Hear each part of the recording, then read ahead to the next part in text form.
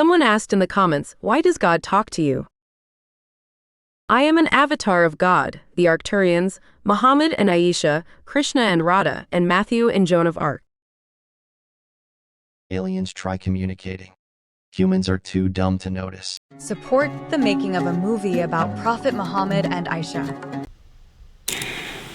Okay, I might put my face on later on in this video, but for now, I'm just sharing my voice because I want to share some thoughts that are coming to me, and it's kind of like I'm channeling. So before, I forget, I just want to record them. Quran, chapter 2, verses 67 to 73. Now, this is about the distortions and corruption done by mankind.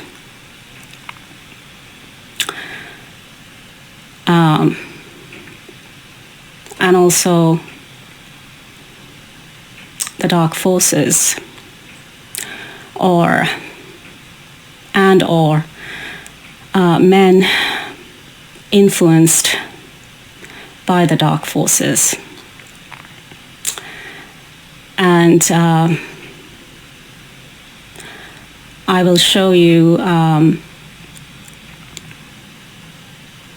how there is distortion in these verses from the Quran, but also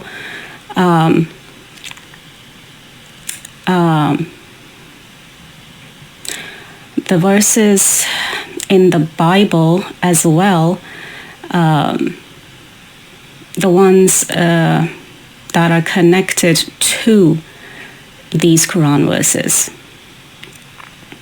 So the Bible verses that are connected to these Quran verses, that there's distortion in the Bible verses as well. And of course, how it's been corrupted by, I've already mentioned, by who or what, or who and or what. Okay.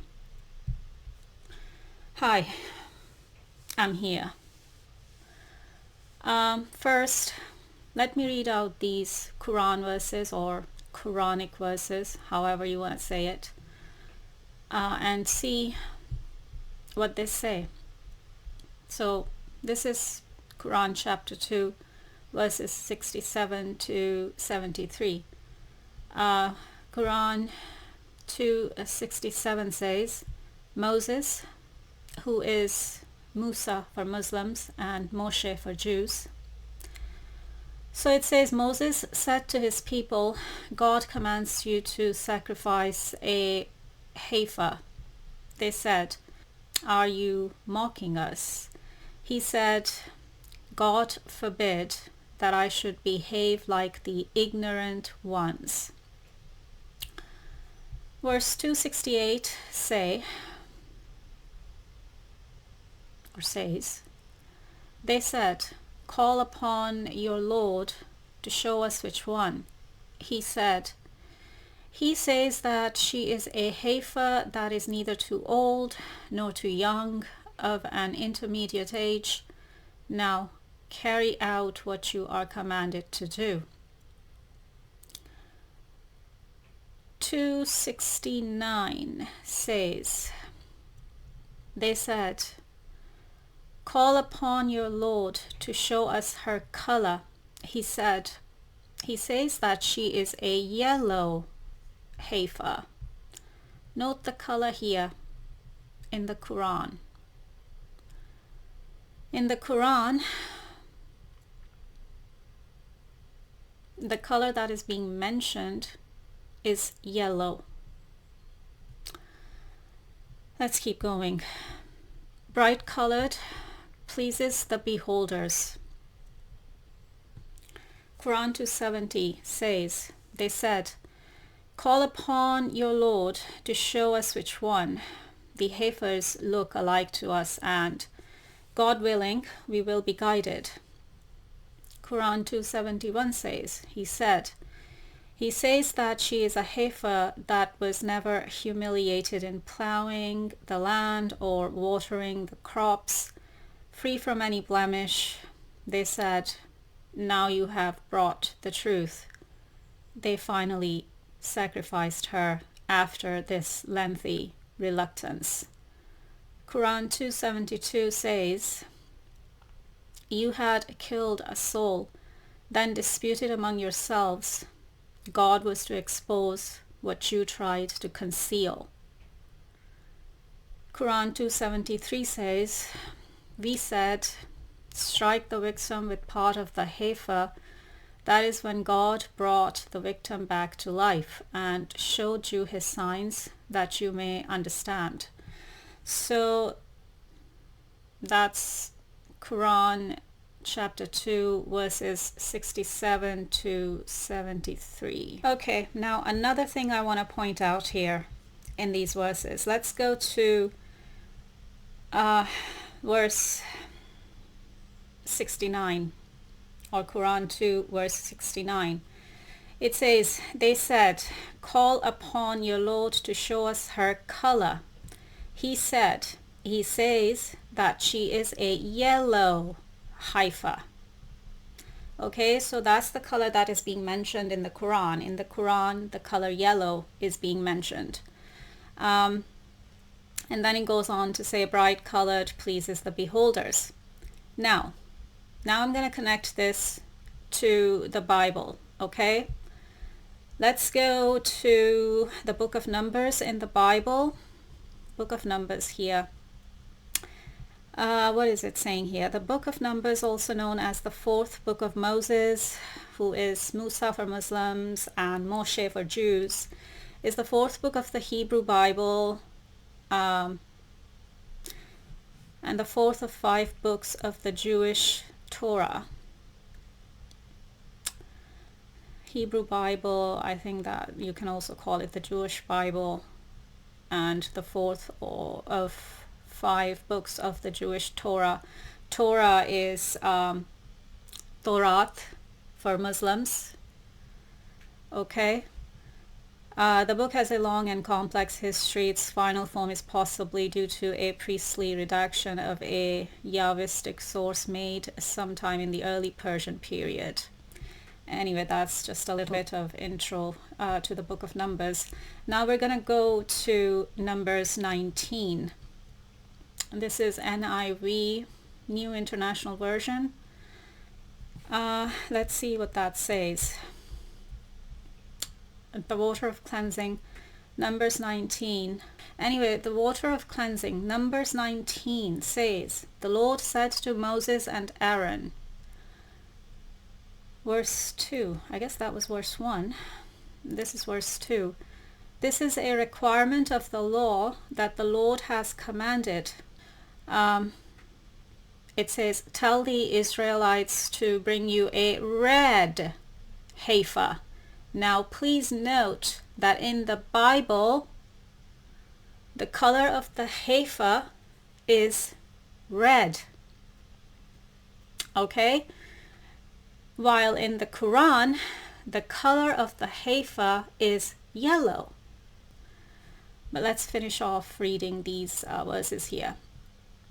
So tell the Israelites to bring you a red heifer without defect or blemish, and that has never been under a yoke. Now that's kind of the same detail that is there in the Quran verses. Okay, so that's Numbers 19, and I think it's verses 1 and 2 from the book of Numbers, from the Bible. I'm going to interpret these Quran verses here. And me being the reincarnation of Aisha, and I mean Prophet Muhammad's wife, Aisha. I am the reincarnation of Aisha, and I really don't care if people are going to believe me or not. I'm not interested in that. I don't care about that. Because the truth is what the truth is, and if people want to deny the truth and dismiss the truth, then that's up to them. I got nothing to do with that. I am telling you the truth. I am telling you who I am. And if you don't want to take the truth, then that's on you. Nothing to do with me. And that's your karma. Nothing to do with me. But anyway, so since I am the reincarnation of Aisha, Prophet Muhammad's wife Aisha, and I am interpreting, or should I even say reinterpreting? Anyway, coming back to me being the reincarnation of Aisha, me being the reincarnation of Prophet Muhammad's wife Aisha, and me interpreting these Quran verses has my authority over this interpretation. I'm interpreting these Quran verses on my authority and also the authority of God, the Holy Spirit, the universe. Muslims label that energy and call it Allah. And also I'm interpreting it through the authority given to me by God, by the Holy Spirit. Or if Muslims wanna label that energy and call that energy Allah, then by Allah. And also that since I am the reincarnation of Prophet Muhammad's wife Aisha, my word here in terms of interpreting these Quran verses, but also the Quran in general, this work that I am doing with the Quran, my word is as good as Prophet Muhammad, because this time I have been sent by God to do this work. Surprise! I'm back. I have reincarnated. And I know very well that no one's expecting me. No one was expecting me. But I guess that's the surprise, isn't it? So coming back to the Quran verses, I kept wondering, why is this animal sacrifice thing here? Like, why is,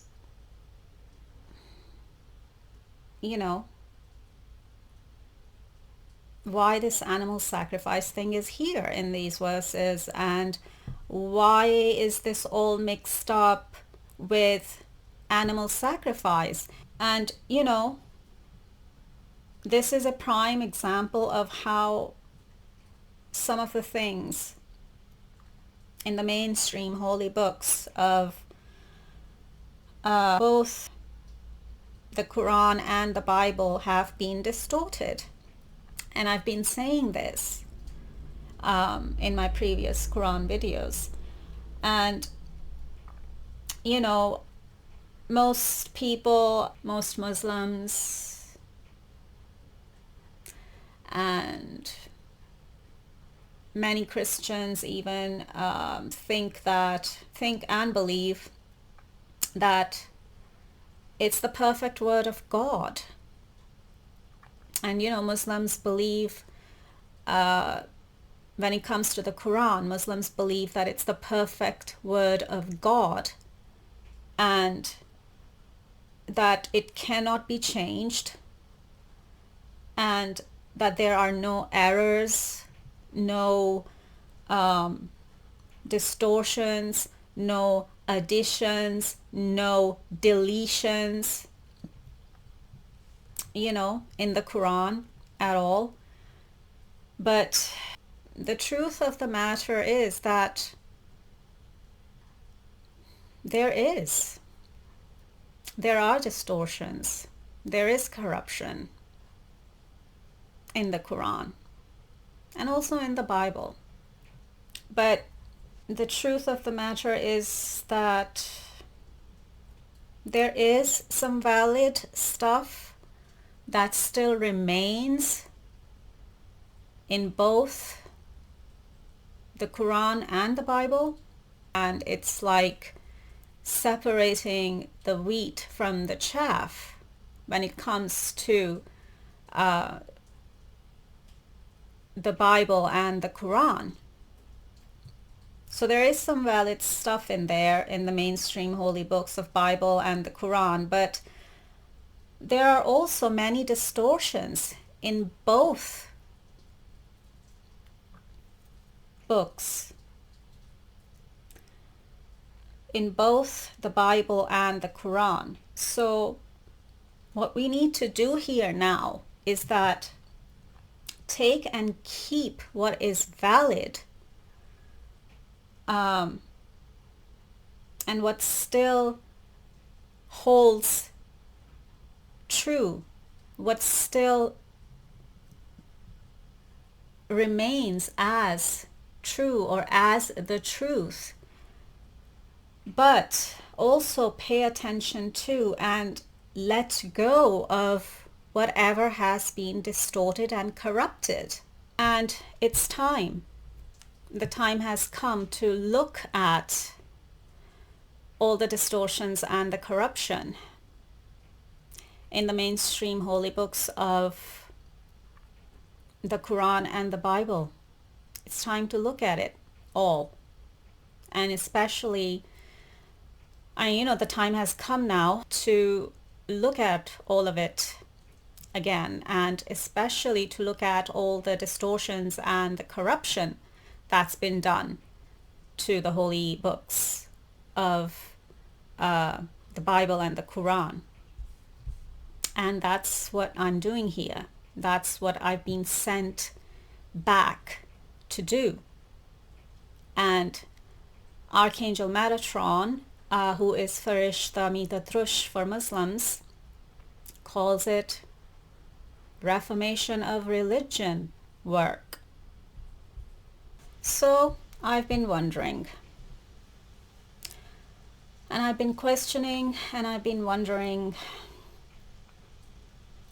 where did this animal sacrifice, which is blood sacrifice thing, even come from?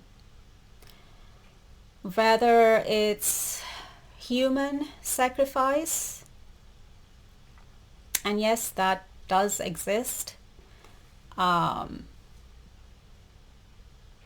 People have done human sacrifice in the past. There have been or were certain human civilizations that did human sacrifice in the past, and I think it even goes on today, but it's like on the hush hush, or it's like, it's kind of hidden. It's not so public, or people don't really know about it because it's being kept hidden.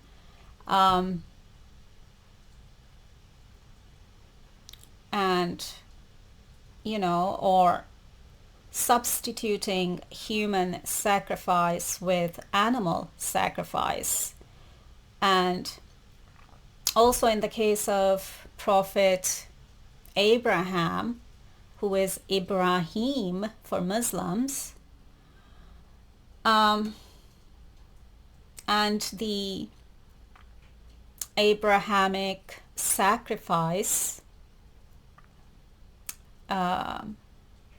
which is the root of animal sacrifice. Like, that is the root cause of animal sacrifice when it comes to the three mainstream religions of Judaism, Christianity, and especially Islam. And I'm emphasizing the religion of Islam and Muslims because when it comes to the religion of Islam and Muslims are still having this thing of celebrating Eid al-Adha every year, which is mainly to do with animal sacrifice. And Muslims are still doing it as a ritual, as a blood sacrifice ritual, thinking and believing that God has commanded them to do that. So coming back to the Abrahamic sacrifice, I mean, I've been even questioning that, and I've even been wondering about that, and what happened with the Abrahamic sacrifice even. Like, you know, why substitute taking human life with taking animal life? Or why substitute human sacrifice with animal sacrifice? As humans and animals are both living beings, and animals have souls too, just like humans do. And animal souls also come from the same source that humans know as God. Animal souls are also a spark of God, just like human souls are. It's the same energy. It's coming from the same source humans know as God, and it's the same energy. Whether it's human souls or whether it's animal souls, it's the same energy humans know as God. But that's the truth of it. And, you know, most people and most believers, let's say, because, you know, the followers of the three mainstream religions of Judaism, Christianity, and Islam are called believers, right? But most believers, most Jews, Christians, especially most Muslims, are not even aware of this, that animals have souls too, just like humans do. And or even if they are aware of that little detail, they're really not aware of the fact that animal souls also come from the same source that humans know as God, or humans call God, and that, you know, animals are also a spark of God. Animals are also, or animal souls are also the same energy as human souls, because human souls, animal souls are coming from the same source humans know as God, and are the same energy that humans know as God. So animal souls are a spark of God as well, just like human souls are. I hope you're getting what I'm trying to say here and what I'm trying to tell you. So then why substitute human sacrifice with animal sacrifice? Why substitute one life for another life? Because animal life is just as precious as a human life. An animal's life is just as precious as a human life, because they are both sparks of God. They are both the same energy. meaning human souls and animal souls. And they are both a physical manifestation of that energy humans know as God. Just that there is a bit of a difference in the physical appearance, as in, you know, what a human body looks like and what an animal body looks like. But that's all. Underneath, when it comes to the soul, human souls, animal souls are the same because they're coming from the same source, from the same energy humans know as God. They're a spark of the same energy that humans know as God. Even animal souls are a spark of the same energy that humans know as God. I'm repeating myself, I know, but you know, this is something that needs to sink in into the minds of humans now. And humans need to have awareness of this. So, you know, why substitute one life for another? Especially if it was not necessary, or especially if it is not necessary. I mean, it depends on the situation, but was it really necessary for Prophet Abraham or Ibrahim to sacrifice an animal?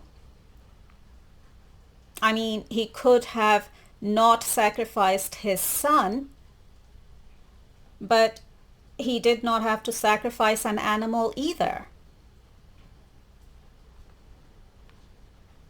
Like, is the story of Abraham or Ibrahim all true?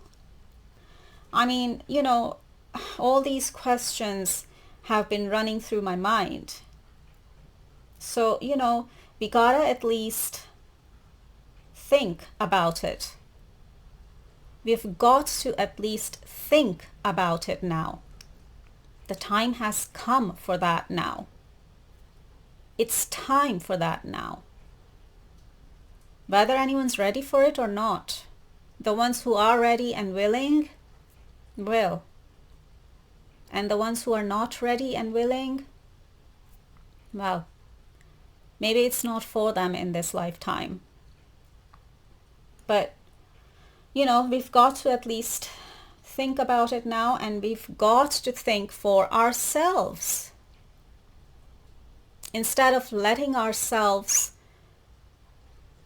be continually, religiously programmed, because that's what's been happening. But that needs to come to an end too now. And people and the believers, whether you're a Jew or a Christian or a Muslim or anyone else for that matter, but I'm talking about the three mainstream religions here and the followers of the three mainstream religions that are connected to each other. These religions and their religious teachings is connected to each other, and that's why I'm talking about these three mainstream religions and the followers of these three mainstream religions, but also, you know, mainly Muslims and about the religion of Islam. It's time that we started thinking about it and that we started thinking for ourselves, okay? This animal sacrifice thing, has it come from God or the light? Or has it come from the devil or the Satan or shaitan for Muslims? Like, has it come from the darkness or the dark side known to humans as the devil or the Satan or shaitan for Muslims? Making human beings think and believe that this animal sacrifice thing came from the light or that it came from God. But did it? Really? Has it come from God? That's a big question, as far as I'm concerned. I feel like no, it has not come from God. I mean, if you want to know what I think and feel, so could it be that the dark side or the dark forces, which in Abrahamic religions of Judaism, Christianity, and Islam is called the devil or Satan or Shaitan? And you know, that's like an umbrella term for the dark forces. You know, like, did the devil dupe human beings into thinking and believing that this animal sacrifice thing came from God? And I'm just sharing some of my own thought process here about this with you, but I mean, shouldn't we all at least be reflecting on these things instead of blindly following these things just because we've been told to, or most of us have been religiously programmed to believe in these things and follow them blindly, generation after generation, and just continuing the madness and passing it on to our next generations, and then them passing it on to their next generations, and it just, the madness just continuing for thousands of years now. Why? Just because people have been misguided. Believers have been misguided because these things have been distorted and corrupted and misinterpreted. And that's why I am back here. I have reincarnated to correct these distortions and all the corruption and misinterpretation and the misunderstandings, which is misinterpretation and distortion, of course, and corruption, all of it. And this is why this reform work is being done, or the reformation of religion is being done now, because of all these reasons. Because so much of it has been distorted and corrupted and misinterpreted that I had to come back. I had to reincarnate to correct all of this. So, I mean, should we be, doing these things at all anymore? And, people or believers, and especially Muslims,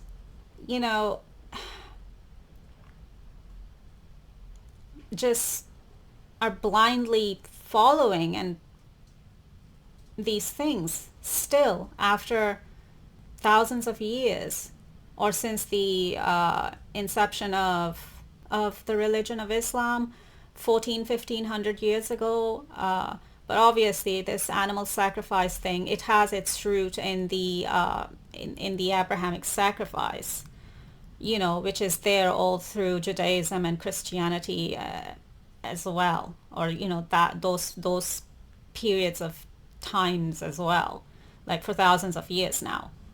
When are people going to see the truth about these things?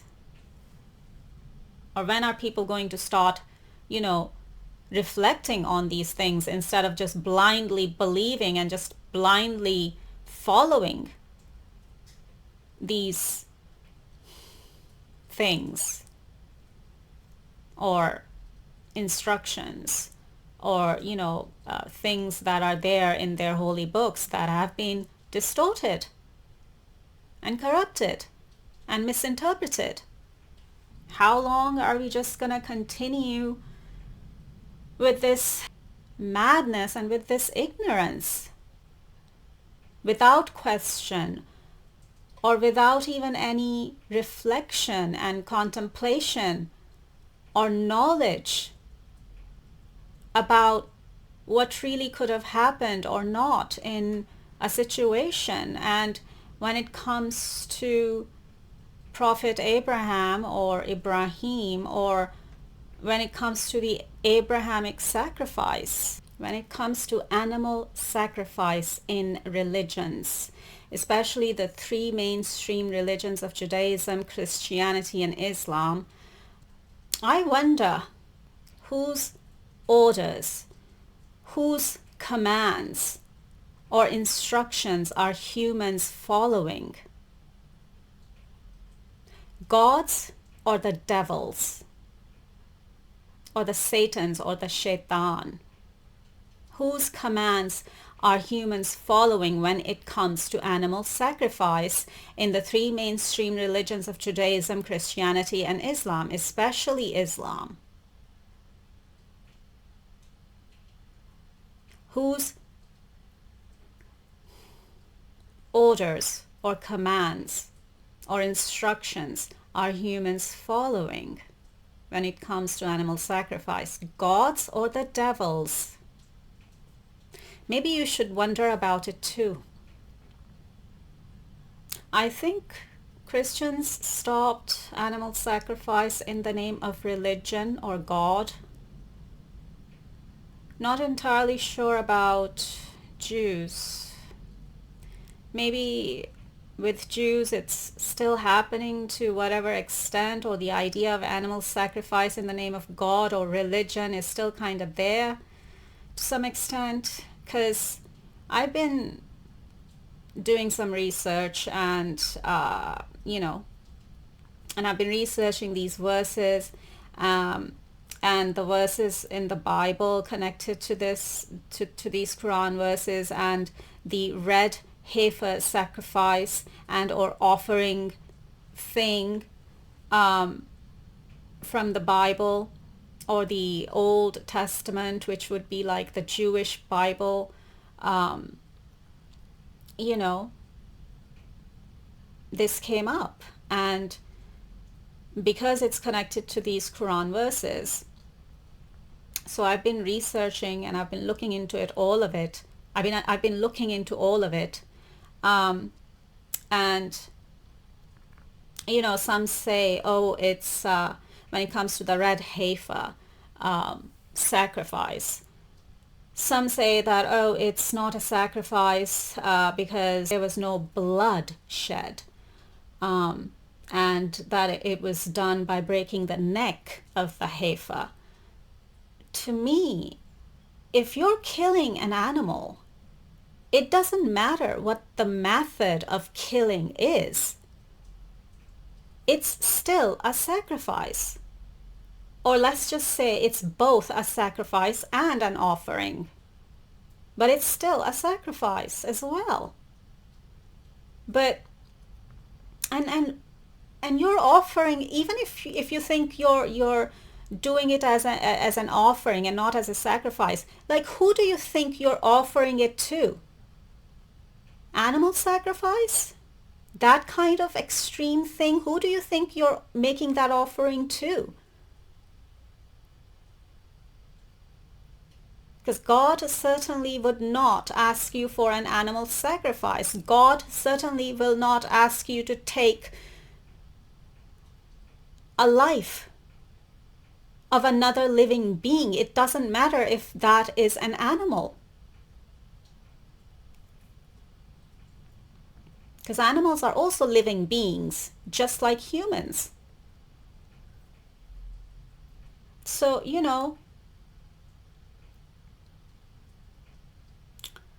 it doesn't matter what the method of killing is. It's still a sacrifice. Or if you want to look at it as both a sacrifice and an offering, or if you want to look at it only as an offering, but it's a sacrifice as well. But obviously when you kill by shedding blood, then that's certainly and specifically a blood sacrifice. That is when you kill animals and you spill their blood, then that is certainly and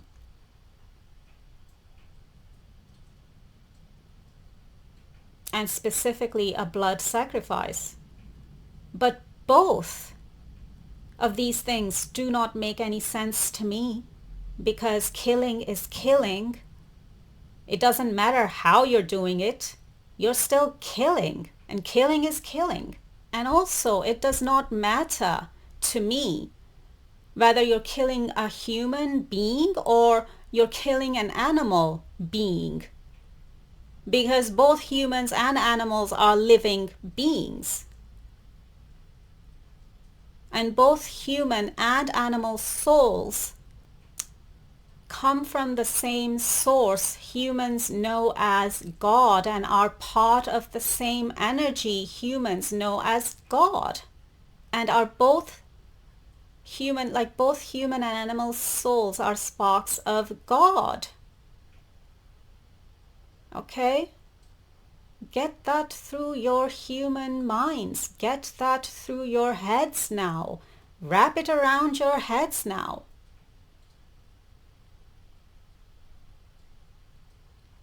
You're going to have to, because that's the truth of God. That's the deep truth of God that most people, most believers are not even aware of, and they need to be aware of. They must have awareness of that now. The time has come. It's time now to be aware of that, to have awareness of that, of this deep truth of God. Quran, Bible, animal sacrifice or not. Quran chapter 2 verses 67 to 73, and then from the Bible, from the book of Numbers 19 here, and from the book of Deuteronomy.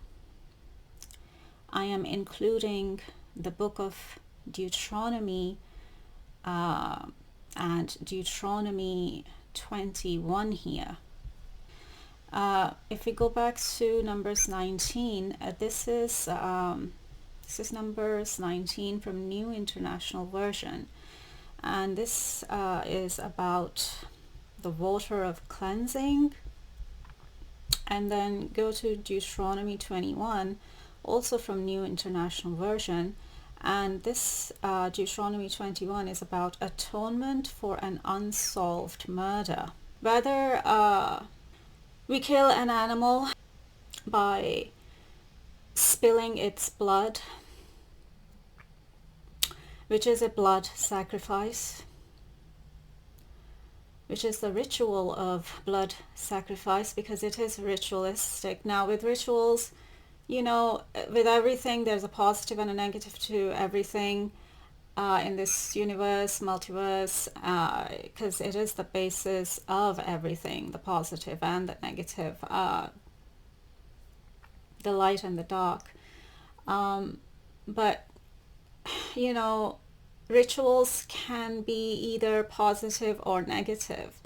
But when it comes to blood sacrifice and blood offering, and when it comes to it being as extreme as taking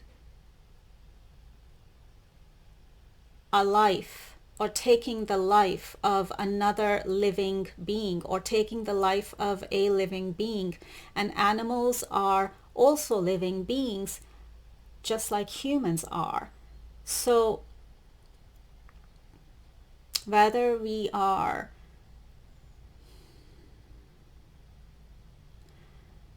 taking an animal's life by spilling its blood, which would be blood sacrifice or blood offering, or both, because it'll be both.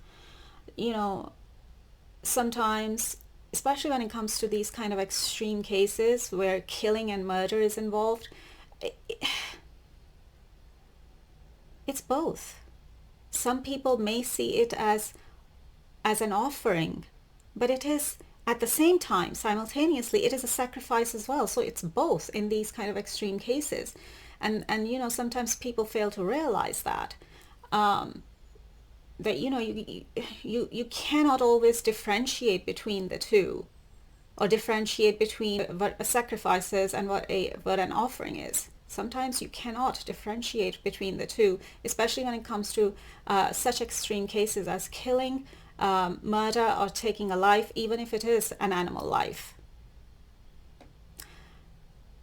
Even if it is taking an animal life. Now, so whether it's taking an animal life by letting of blood or spilling of blood,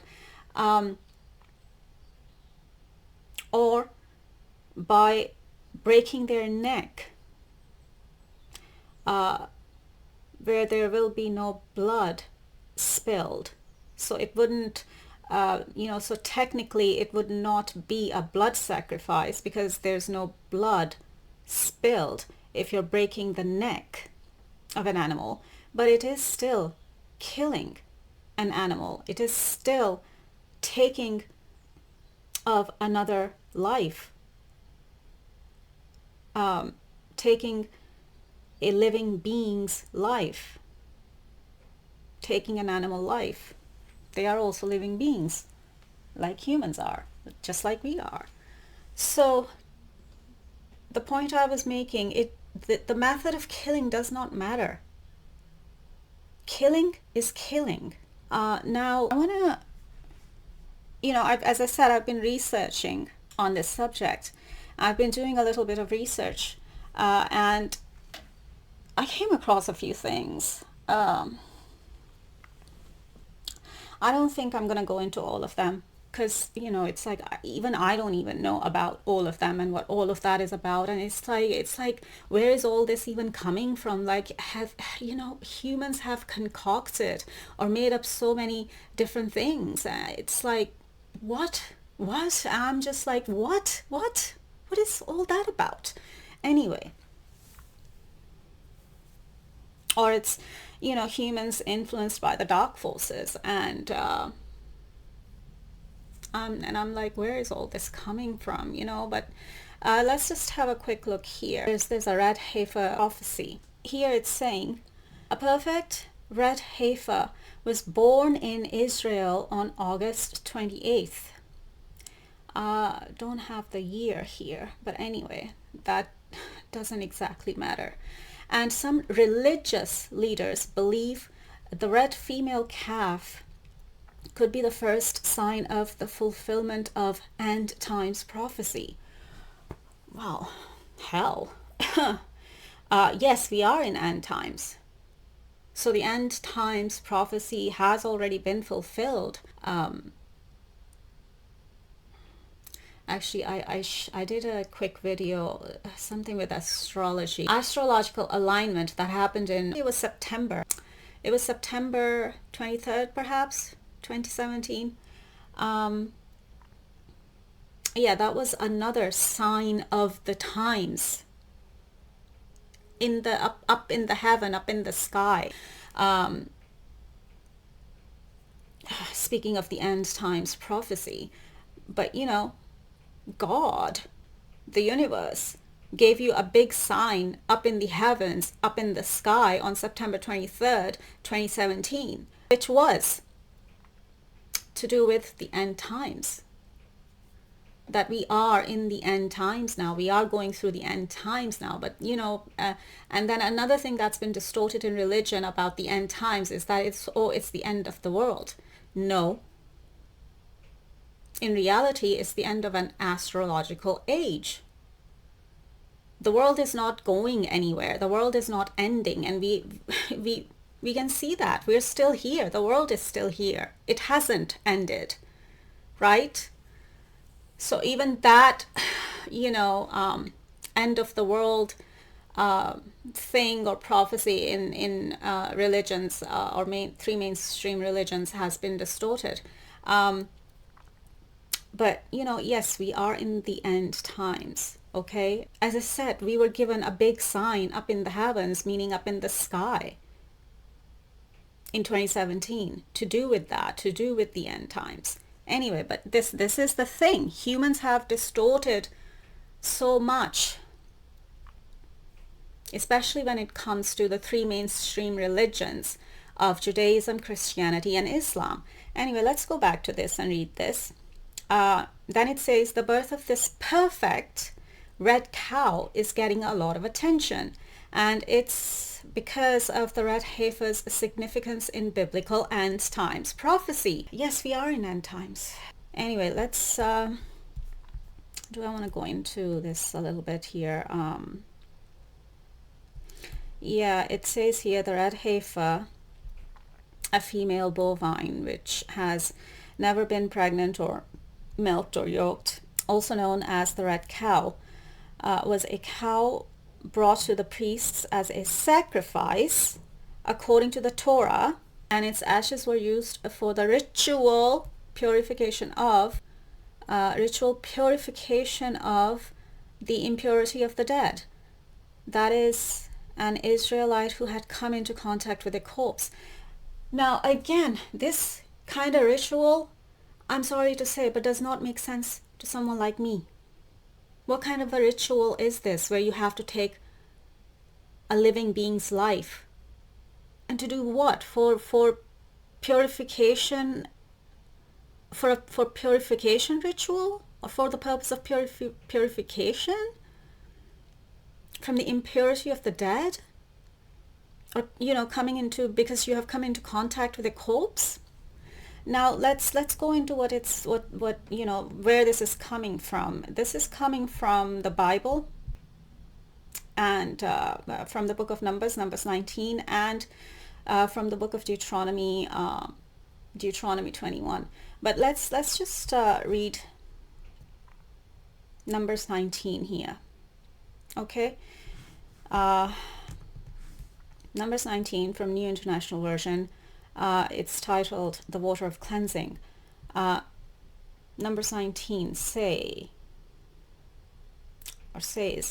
the Lord said to Moses and Aaron, this is a requirement of the law that the Lord has commanded. There are no requirements and there are no commandments when there is the universal law of free will, or God's law of free will. So this is just, but this is how it's written, or it's translated, interpreted, or misinterpreted, or this is just the language, human language and words. Let's keep going. Tell the Israelites to bring you a red heifer without defect or blemish, and that has never been under a yoke. Give it to, I don't know how to pronounce that. Is that Eliezer? My apologies if I am mispronouncing it. The priest. It is to be taken outside the camp and slaughtered in his presence. So in Numbers 19, there is a mention of slaughter, which would be about spilling blood, meaning blood sacrifice.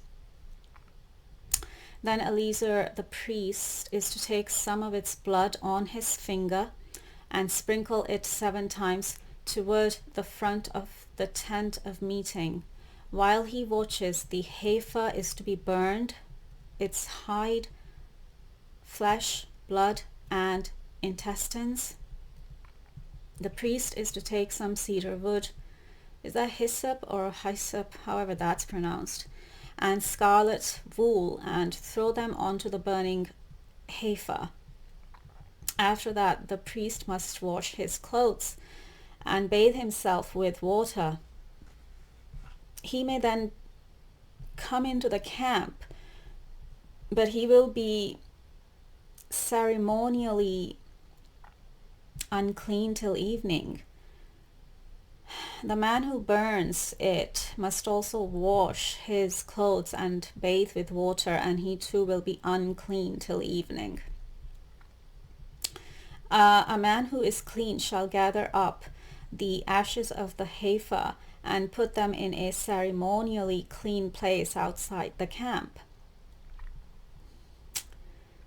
Yeah, so it's like a ritual, a ceremony, but I don't know what kind of a ritual and ceremony is this. And this has come from the dark. I don't feel like it's come from the light. And by the light, I mean God. And by the dark, I mean the devil. So, you know, in religious terms, that is. Let's keep going here. Let's keep reading here. Where was I? They are to be kept by the Israelite community for use in the water of cleansing. It is for purification from sin. Oh, right. So to purify from one sin, now this is just me, sharing my thoughts here about this whole thing. So to purify, you've already, like, it's okay, so somebody's already sinned or have committed a sin. And then in order to purify a sin, you're going to commit another sin? Because taking another living being's life, even if it is an animal, do you not think that that is also a sin? Hello? Like, that's what I am not getting here. How can you purify your sin by committing another sin? This is what is not making sense to someone like me at all. This is why I keep feeling this is like, what is this? This is distorted. Because to me, it seems and it feels distorted information, corrupted information, possibly on purpose to mislead and misguide human beings and the so-called believers, the followers of the three mainstream religions of Judaism, Christianity, and Islam are called believers. Anyway, let's keep reading here. I just wanted to pinpoint that, and I just wanted to point that out of the insanity of it. Like, this does not seem sane to me. This does not make any sense to me. Anyway, let's keep reading here. The man who gathers up the ashes of the heifer must also wash his clothes, and he too will be unclean till evening. This will be a lasting ordinance both for the Israelites and for the foreigners residing among them. Whoever touches a human corpse will be unclean for 7 days. Again, why? Why would touching a corpse would make you unclean? That's, I don't know. That's another thing. Like, why? Does that make sense? Anyway, let's keep reading. They must purify themselves with the water on the 3rd day, and on the 7th day, then they will be clean. Okay? But, I mean, I don't know what this is about, but if they do not purify themselves on the 3rd and 7th days, they will not be clean. Like, okay, like, why not just purify yourself with just water? Water is a purifier. Water in itself is a cleansing element. You don't need to sacrifice an animal and then a specific animal on top of all that. Like, it has to be a red heifer. Anyway, that's where the distortion comes in. And that's why I'm feeling it's like on purpose. It's the distortion and the corruption has been created on purpose to mislead, to misguide humans here. Anyway, let's just finish this off. Yeah, to be clean or to cleanse, all you need is just the element of water. Water in itself is cleansing and purifying. You don't need no animal sacrifice and its ashes, or its burned ashes, and is that something to do with burned offerings in the Old Testament, mentioned in the Old Testaments? Yeah, I don't know, but that's what's coming to my mind now. But yeah, doesn't make sense to me. Doesn't make sense to me. So they will not be clean if they fail to purify themselves after touching a human corpse. They defile the Lord's tabernacle.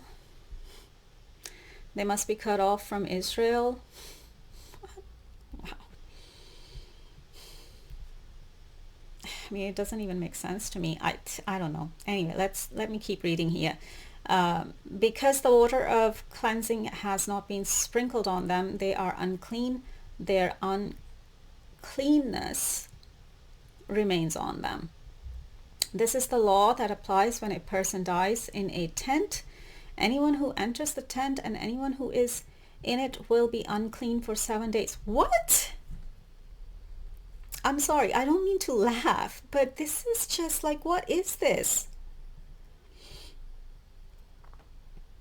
Like, if anyone out there knows anything about this or has a different understanding of this, where all this actually kind of makes sense, then, I don't know, comment below and let me know. But I mean, I don't mind to read constructive comments where people may leave information that I could learn from, as long I could learn from where people can leave information for me where I could learn from that information too, or where I could learn from others too, something that I may not know about. But if it's something that's just not gonna make sense to me, or if it's something that's distorted and corrupted, or if it's something that's just not gonna feel right to me intuitively, then I'm not gonna go for it. But yeah, I don't know what all this is about. Right, where was I? Anyone out in the open who touches someone who has been killed with a sword, or someone who has died a natural death, or anyone who touches a human bone or a grave will be unclean for 7 days. Wow, like, where are all these rituals and rules are coming from? What is all this about? I'm sorry, I'm reading this here the first time myself, and as I said, I'm like a student and a teacher simultaneously. I'm learning myself and I'm teaching at the same time. So yeah, you're going to see these reactions and expressions, and these reactions from me, which are kind of natural, because I'm like, what is this? Like, what is all this about? For the unclean person, put some ashes from the burned purification offering into a jar and pour fresh water over them. What? Put some ashes from the burned purification offering into a jar and then pour fresh water over them.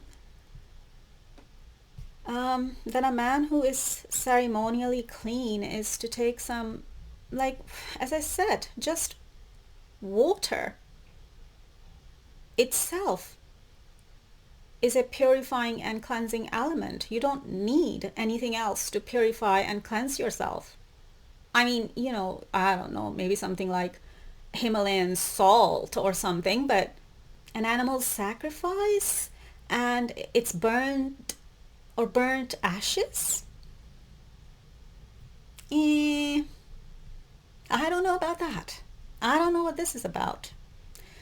Anyway, let's finish this off here. Then a man who is ceremonially clean is to take some hyssop or hyssop, however that's pronounced, dip it in the water and sprinkle the see, you can, I'm feeling frustrated. This is my intuition kicking in, because I'm like, what is all this? This is making me very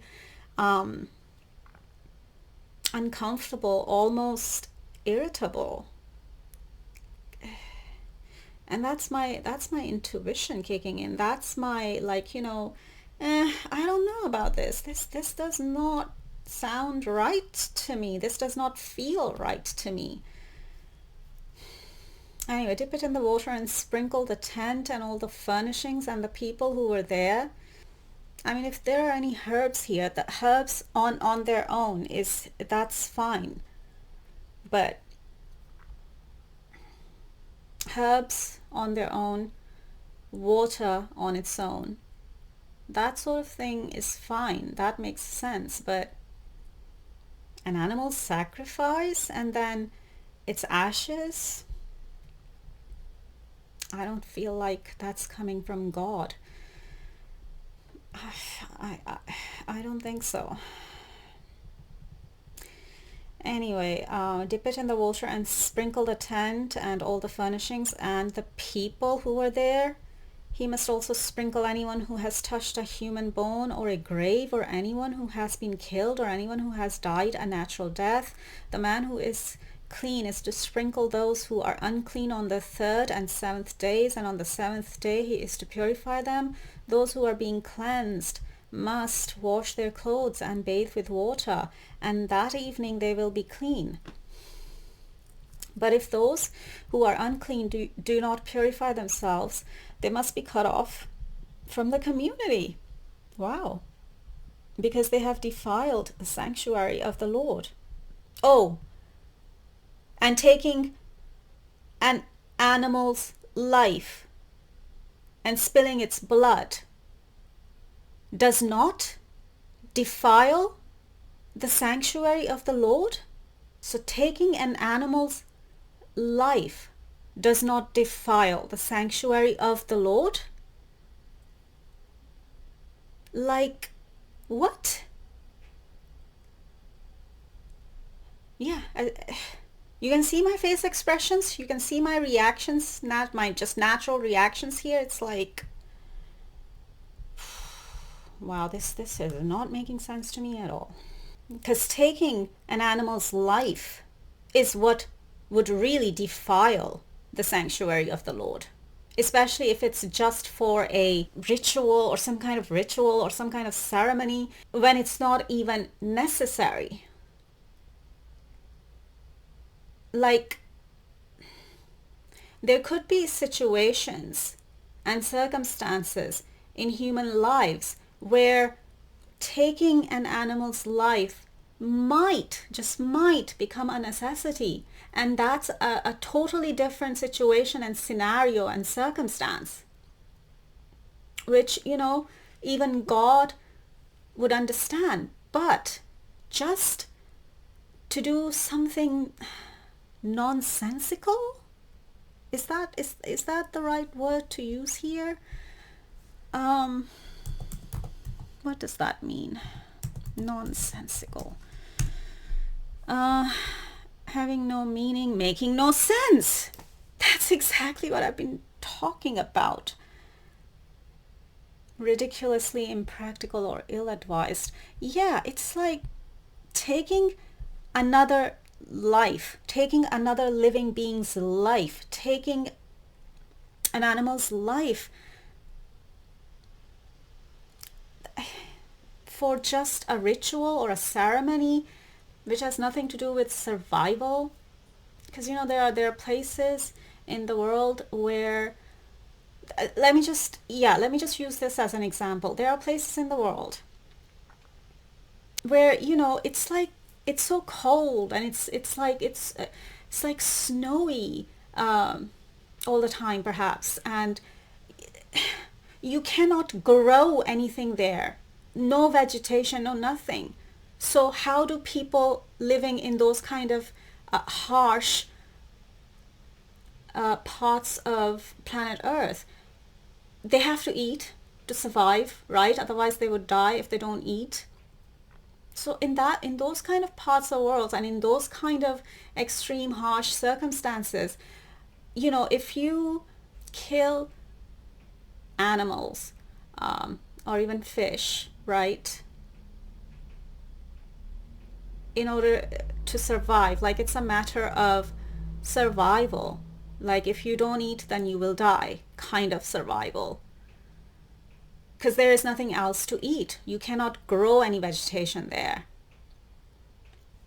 So what other option have you got left other than, and if there's no import and supply of other kinds of food in your area, because you are living in such a harsh and far away kind of area where there's no nothing coming in or coming out, like there's no import, there's no export, that sort of thing. Like you don't have any other food coming in from other parts of the world or someplace close to you even. But like in those kind of circumstances, in those kind of harsh extreme circumstances, it makes sense that okay, we have to survive, we have to eat or we'll die, and the only option left for us is animals or fish, and eating, killing them and eating them. And even God would understand that kind of thing. And that's also reminding me of the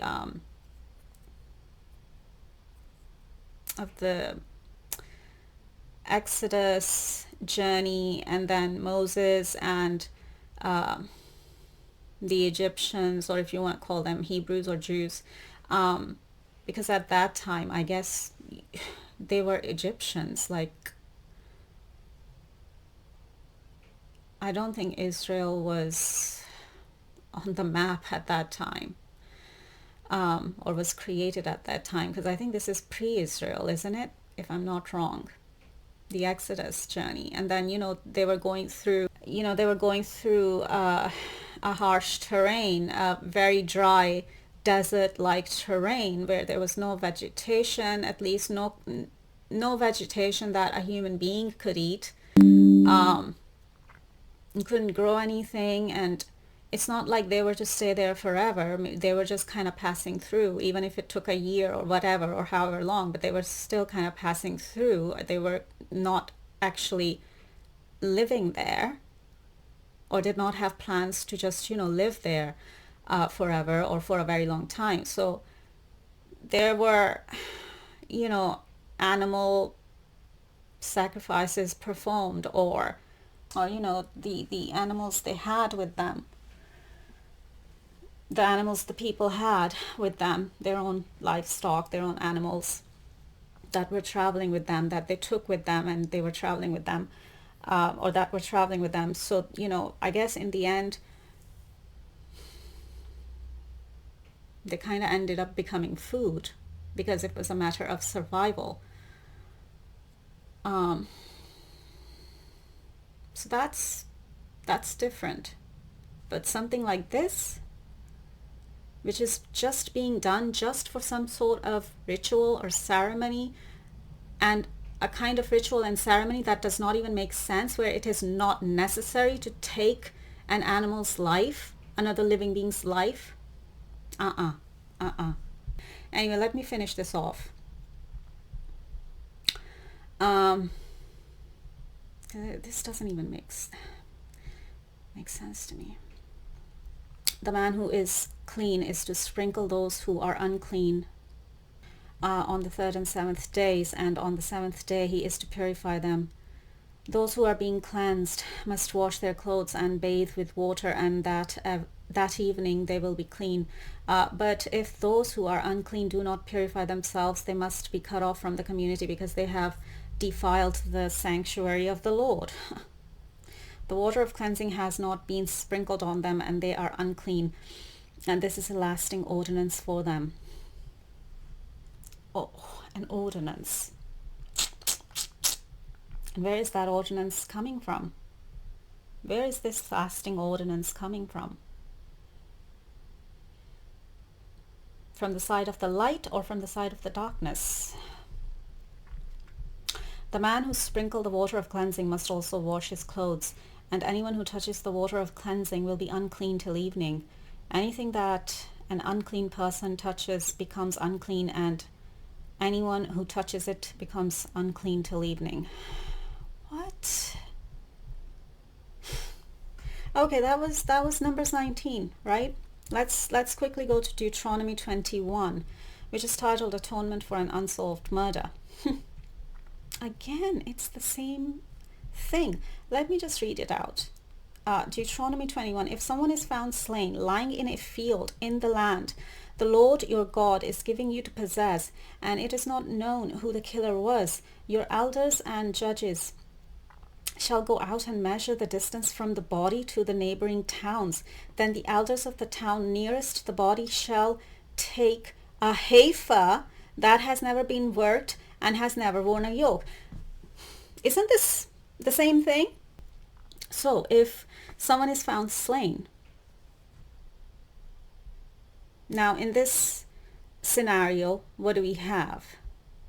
Someone has killed a human being. And so in order to atone for that unsolved murder or killing of a human being, what do? You commit another sin by killing an animal? Again, it's the same point I am making here. Let me finish off reading Deuteronomy 21 here. And lead it down to a valley that has not been plowed or planted, and where there is a flowing stream. Again, this is, kind of the, similar details from the Quran verses as well. It's like, take a heifer that has never been worked and has never worn a yoke, and lead it down to a valley that has not been plowed or planted, and where there is a flowing stream. These are similar. These are the details that are, similar or the same in the Quran verses as well. They're in the valley, like never been, things like a heifer that has never been worked, never worn a yoke, has not been plowed. Am I pronouncing that correctly? Plowed or planted? Yeah, like those details are kind of the same in the Quran verses as well. Anyway, they're in the valley. They are to break the heifer's neck. Now that's okay. Now there's a little bit of a difference here in this scenario. In this scenario, they are saying break the heifer's neck instead of slaughtering it and spilling blood. But in this scenario, they're saying, break the heifer's neck instead, like kill it by breaking its neck so there's no blood spilled. It doesn't matter. As I said, it doesn't matter what the method of killing is, whether you spill blood or you break the neck, whether you spill blood or not. Killing is killing. And so where is this ritual? This kind of ritual that involves taking another life. In order to what? In order to either purify yourself from a sin and so commit another sin, or to atone for a murder or for a human being killed. So do another killing, commit another killing, commit another murder by killing an animal this time, in order to atone for the human killing or the human murder. What? Again, this is the same thing. It's like you're trying to atone for a sin by committing another sin? Like, how does that make sense? Let me just finish off reading this. The Levitical priests shall step forward, for the Lord your God has chosen them to minister and to pronounce blessings in the name of the Lord, and to decide all cases of dispute and assault. Then all the elders of the town nearest the body shall wash their hands over the heifer whose neck was broken in the valley, and they shall declare, our hands did not shed this blood. Really? And now there's a mention of shedding blood? I thought you said, I thought you're just saying that you broke the heifer's neck. You did not shed any blood. Oh, or unless it means the shedding of the blood of the human that was killed or murdered. Yeah, I think, okay, that's what it means here. They're talking about the murder, the human that was murdered. Okay, that's what they're talking about here. Anyway, that's all right then. Nor did our eyes see it done. Accept this atonement for your people, Israel, whom you have redeemed, Lord, and do not hold your people guilty of the blood of an innocent person. Oh, right. So because it's an unsolved murder of a human being, so you think that, yeah, let's go ahead, commit another sin, kill another living being, or killing an animal is somehow not as bad as killing a human being, or killing an animal, which would be committing another sin, would somehow atone you from the sin of an unsolved murder of a human. And killing another animal, or killing another living being, or killing an animal would somehow atone for that. What? Do not hold your people guilty of the blood of an innocent person. Right? So what about the blood of that innocent animal that you're killing to atone for some unsolved murder or blood of a human being? What about that innocent animal then? Why are you killing an innocent animal? To atone for something that some human did?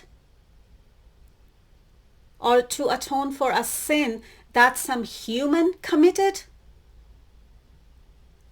Why are you killing an innocent animal? How does that make sense? Let's go back and finish this off. Then the blood will be atoned for. No, it will not be atoned for.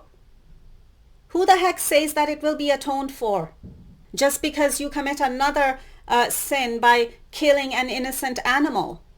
No, you do not atone for a sin by committing another sin.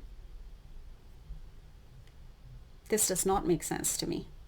And you will have purged from yourselves the guilt of shedding innocent blood. No, what you have actually done is that you have shed more innocent blood by killing an innocent animal. That's what you've done. Since you have done what is right in the eyes of the Lord. No, you have no idea what is right in the eyes of the Lord, because to kill an innocent animal is not right in the eyes of the Lord. Wow.